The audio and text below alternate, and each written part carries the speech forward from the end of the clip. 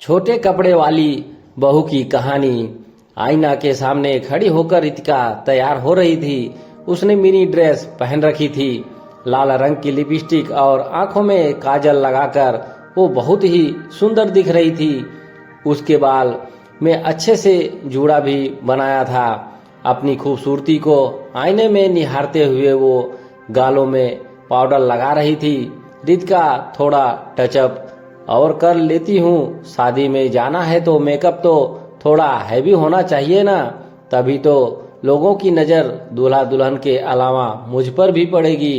कुछ देर बाद वो पूरी तरह तैयार हो गई, लेकिन उसे डियो नहीं मिल रहा था। उसने इधर उधर देखा लेकिन डियो नहीं दिखा। रितिका, ओह ये डियो कहाँ चला गया? यहीं तो रखा था, रवि से पूछती है। उसके बाद उसने ऊंची हील वाली सैंडल पहनी और खटखट करती हुई ड्राइंग रूम में आई, जहां उसका हस्बैंड रवि मोबाइल में गेम खेल रहा था। रितिका, तुमने मेरा डियो देखा है क्या? लेकिन रवि मोबाइल गेम में इतना व्यस्त था कि उसने अपनी वाइफ की बात सुनी ही नहीं। एक दो बार रितिका ने फिर से रवि से वही बात पूछी, लेकिन वो तो मोबाइल गेम में पूरी तरह घुसा हुआ था।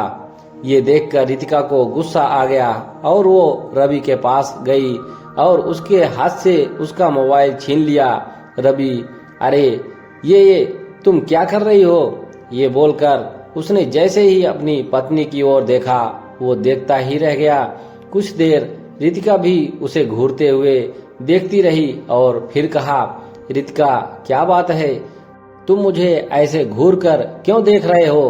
पहले तुमने मुझे कभी देखा नहीं है क्या? रवि, तुम ये पहनकर जा रही हो शादी में, इन मिनी स्कर्ट में? रितिका, क्यों, कुछ खराबी है क्या इसमें? रवि, अरे नहीं नहीं, खराबी नहीं है, लेकिन तुम्हें पता है ना कि कितनी ठंड है बाहर। हर दिन न्यूज में ठंड के कहर की खबर छप रही है। अगर तुम ऐसी ड्रेस में जाओगी तो लोग क्या कहेंगे? रितिका, शादी के पहले तो तुम बड़े मॉडर्न बनते थे, शादी के बाद तुम भी टिपिकल मर्द हो गए हो। अरे लोग क्या कहेंगे, ये सोचकर मैं कपड़े पहनना छोड़ दूं? अजी सुनो, मुझे नहीं जाना तुम्हारे साथ शादी में, तुम ही जाओ अकेले। ये कहकर रितिका गुस्से में अपने कमरे में जाने लगी तो रवि ने उसका हाथ पकड़ लिया। रितिका, छोड़ो छोड़ो मेरा हाथ। सारे के सारे मर्द एक जैसे ही होते हैं। शादी के पहले उनका अलग चेहरा होता है और शादी के बाद तो उन्हें लगता है कि औरतें बस उनके इशारे पर चलती रहे।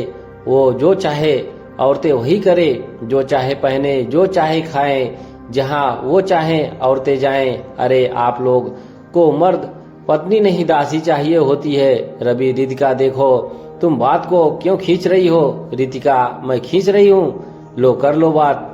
शादी में मैं क्या पहनूं क्या ना पहनूं ये अब आप डिसाइड करेंगे।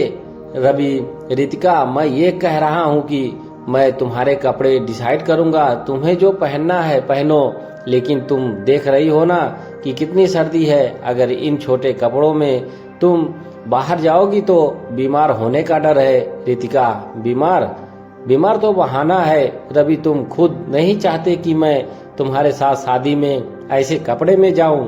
रवि, नहीं रितिका, ऐसा बिल्कुल नहीं है। तुम्हारा अगर मिनी ड्रेस में ही शादी अटेंड करने का मन है तो नो प्रॉब्लम। रवि बात ज्यादा बढ़ाना नहीं चाहता था, क्योंकि उसे पता था कि रितिका सुनेगी नहीं। रितिका मिनी ड्रेस में ही शादी में पहुंच गई। वहां सभी की नजर उसी पर टिक गई। सभी उसे घूर घूर कर देख रहे थे। रवि को थोड़ा अजीब महसूस हो रहा था, लेकिन रितिका तो बहुत खुश थी। रितिका, देख रहे हो, सभी मुझे कैसे घूर घूर कर देख रहे हैं। लगता है मैं कुछ ज्यादा ही ब्यूटीफुल लग रही हूँ। और एक तुम थे जिसने घर पर इतनी नौटंकी की इन कपड़ों को लेकर। रवि ने रितिका की बातों का कोई जवाब नहीं दिया। उधर रवि के सामने तो नहीं, लेकिन उसकी पीठ पीछे सभी रितिका के कपड़ों को लेकर बातें बना रहे थे। शर्मा, अरे यार रवि की वाइफ को क्या हो गया? वर्मा, देख रहे हो कैसी ड्रेस पहन के आई है? वर्मा, अच्छी तो है ड्रेस। शर्मा, शर्मा, अरे ड्रेस तो अच्छी है लेकिन इतनी सर्दी में कौन सी ऐसी ड्रेस पहनता है भाई, गजब हाल है भाई, गजब हाल है। वर्मा, अरे जिससे ऐसे कपड़े पहने हैं उसे सर्दी नहीं लग रही है तो तुम क्यों अपना खून जला रहे हो। चलो अब पेट पूजा का समय हो गया है। सुना है शादी में 5 स्टार होटल से सेल्फ बुलाए गए हैं। खाना खाते वक्त की भी सभी की नजर रितिका पर ही थी, लेकिन रितिका को लग रहा था कि सभी उसकी खूबसूरती को निहार रहे हैं। रितिका, रवि, सभी लोग मुझे घूर रहे हैं और एक तुम हो कि खाने पर टूट पड़े हो। एक सेल्फी तो ले लो। रवि, हाँ सेल्फी, हाँ रुको, मैं हाथ धोकर आता हूँ। रवि ने हाथ धोकर सेल्फी ली। जैसे जैसे रात बढ़ रही थी सर्दी और भी ज्यादा बढ़ रही थी। सभी लोगों ने तो गर्म कपड़े पहन रखे थे तो उन्हें कुछ खास फर्क नहीं पड़ रहा था, लेकिन रितिका की हालत अब थोड़ी खराब हो रही थी। रितिका, रवि बहुत ठंड लग रही है, अब घर चलें। रवि, घर, शादी देखनी नहीं क्या तुम्हें। रितिका, नहीं रवि, इतना पेशेंस नहीं है मुझ में। रवि और रितिका अपनी कार में घर वापस लौट आई। अगले दिन रितिका ने रवि को कांपते हुए जगाया। रितिका, रवि उठो, उठो ना।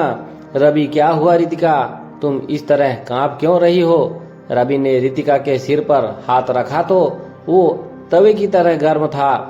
रवि, रितिका, तुम्हें तो तेज बुखार है। रवि ने अपनी बात भी खत्म नहीं की थी कि रितिका ने कहा, रितिका, रवि उल्टी आ रही है मुझे, वॉशरूम ले चलो मुझे। रितिका को लगातार उल्टी ही हो रही थी, उसे दस्त भी लग गए थे। रितिका, रवि बहुत वीकनेस लग रही है, बहुत ही ज्यादा। ये कहकर रितिका जमीन पर भी गिर पड़ी। उसे सांस लेने में भी अब दिक्कत हो रही थी। रवि, रितिका, क्या हुआ तुम्हें, आंखें खोलो अपनी। रितिका का शरीर ठंडा होता जा रहा था। उसकी हालत देखकर रवि बहुत डर गया और उसी समय उसे अपनी पीठ पर लाद कर नीचे ले गया और फिर कार से हॉस्पिटल। डॉक्टर ने रितिका का चेकअप किया। डॉक्टर, इन्हें इमीडिएट एडमिट करिए, इनकी हालत बिल्कुल ठीक नहीं है। रितिका को आईसीयू में एडमिट किया गया। उसे ऑक्सीजन सपोर्ट पर रखा गया क्योंकि वो ठीक से सांस नहीं ले पा रही थी। पूरी रात वो उसी तरह अस्पताल में रही। अगले दिन रवि, डॉक्टर साहब, आखिर आप लोग कुछ बोलते क्यों नहीं, अच्छी भली तो थी मेरी बीवी, अचानक से उसे ऑक्सीजन सपोर्ट पर क्यों रखा है आपने, कोई चिंता की बात है क्या।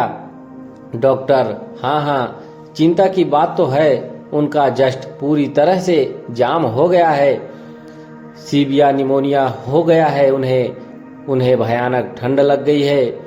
हम दवाई से जस्ट क्लीनर करने की कोशिश कर रहे हैं, अगर उससे हो गया तो ठीक, नहीं तो हमें किसी और तरीके से जस्ट का बलगम निकालना होगा। जब तक जस्ट क्लीनर नहीं होगा वो ठीक से सांस नहीं ले पाएंगी। डॉक्टर की बात को सुनकर रवि का चेहरा पीला पड़ गया। उसे कल रात की सारी बात याद आ गई। रवि मन में, मैंने कितना मना किया था उसे, लेकिन उसने मेरी बात मानी नहीं। ईश्वर, रितिका को ठीक कर दो। पूरी रात रवि रितिका के लिए भगवान से प्रार्थना करता रहा, लेकिन अगले 2 दिन तक रितिका की तबीयत में कोई सुधार नहीं आया। और तीसरे दिन की बात है, रात का समय था। रवि अस्पताल के बाहर बैठा हुआ था, उसे नींद आ रही थी। तभी एक डॉक्टर उसके पास आए और उन्होंने कहा, डॉक्टर, आई एम सॉरी, हम आपकी पत्नी को नहीं बचा सके। डॉक्टर की ये बात सुनकर रवि की आंखों के आगे अंधेरा छा गया। वो भागा भागा आईसीयू में गया और वहां जाकर उसकी सांसें थम सी गई। सफेद कपड़ों में लिपटी रितिका सांस से लेटी हुई थी। रवि, रितिका, मुझे ऐसा छोड़कर नहीं जा सकती, कैसे जीऊंगा मैं तेरे बिना, कैसे। प्लीज रितिका, उठ जाओ मेरे खातिर, प्लीज उठ जाओ। मुझे इस तरह के सफर में अकेला छोड़कर मत जाओ। डॉक्टर, आप इस तरह क्यों चिल्ला रहे हैं? रवि, डॉक्टर, मेरी पत्नी मर गई है। डॉक्टर, ये आप क्या कह रहे हैं? आपकी पत्नी अब खतरे से बाहर है। यही कहने तो मैं आया हूँ। आप उनसे मिल सकते हैं। रवि को अपने कानों पर विश्वास नहीं हो रहा था। रवि मन में, इसका मतलब वो जो देख रहा था वो सब सपना था। हे भगवान, कितना बुरा सपना था वो भागकर आईसीयू में गया। रितिका अब होश में आ चुकी थी। उसने जैसे ही रवि को देखा तो वह जोर जोर से रोने लगी। Ritika, I am sorry Ravi, I am sorry. मैंने अपनी गलती के कारण तुम्हें बहुत परेशान किया ना। सॉरी, अब मैं कभी छोटे कपड़े नहीं पहनूंगी। रवि, नहीं रितिका, कपड़ों में बुराई नहीं है, बस हर कपड़े का एक समय होता है। अब स्विमिंग पूल में हम लुंगी पहनकर रहेंगे तो कितने फनी लगेंगे, क्यों है ना? रवि की बातों को सुनकर रितिका ने उसे मुस्कुराते हुए गले लगा लिया। दोस्तों, कहानी पसंद आई हो तो एक लाइक जरूर करें। धन्यवाद।